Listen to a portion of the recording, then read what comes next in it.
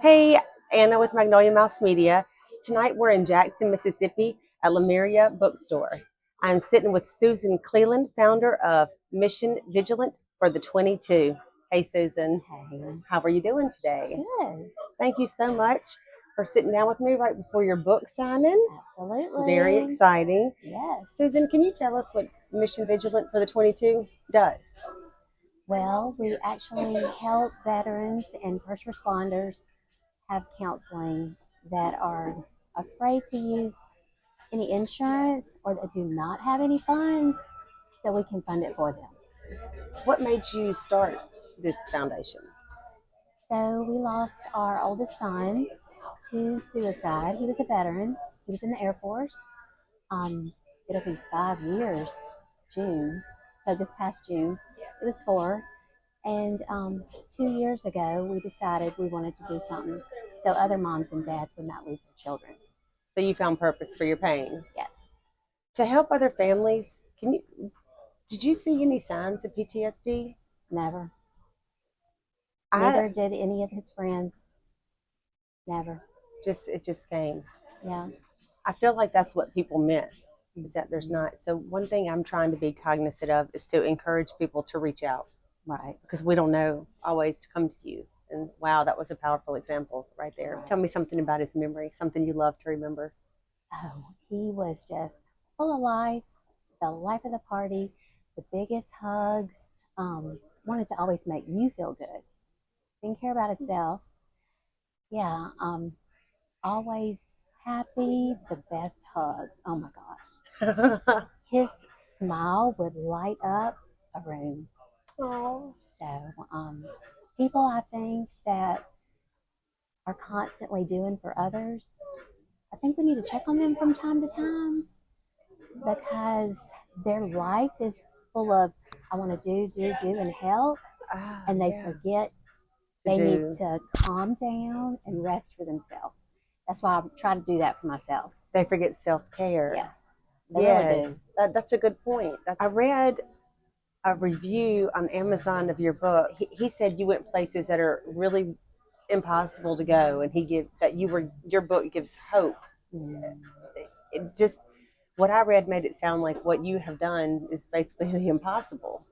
Well, it was extremely hard. I want to I will know, say yeah, that. what was going through you as you were writing that? Was it a roller coaster of emotions? Was it? Basically, so I like to journal. That's one of the things I like to do. And once Michael died, I just kept journaling and kept journaling. I would have good days and I would have bad days. I would have angry days. And I met with my friend Sherry Green and I said, look, we have to make this a book. I mean, this is so important because a lot of people don't know how to handle grieving people. Yeah. They don't know the right things to say, what to do. And I had people doing the wrong things and I had people doing the right things. And we need to teach them about grief. We need to teach people that there is hope. There's so much hope still left. And then, like I'm doing, find some purpose with your pain. I love that. You are a strong, powerful, inspirational woman. Can you tell people who might need to utilize your organization where to find information in your organization? Yes, go to our website, missionvigilant.org. You can find anything you need there. Don't know if anyone knows this, but we lose 22 veterans a day to suicide. And I had no idea until the day of his funeral. All his friends shared that with us.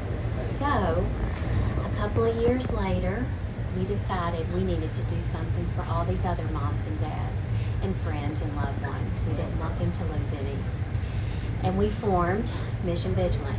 But before that, I had been journaling for years, before and after, and I met with my sweet friend Sherry Green, and I said, Sherry, I need your help. We need to put this in a book so we can save some lives and share that grief is a journey, there is hope, and there is purpose. And so that's what it's about. And I knew Michael And I also have a son in the Navy Reserve. So this is, as a mother of someone who wears the uniform of this country, as Susan was, this is very personal to me.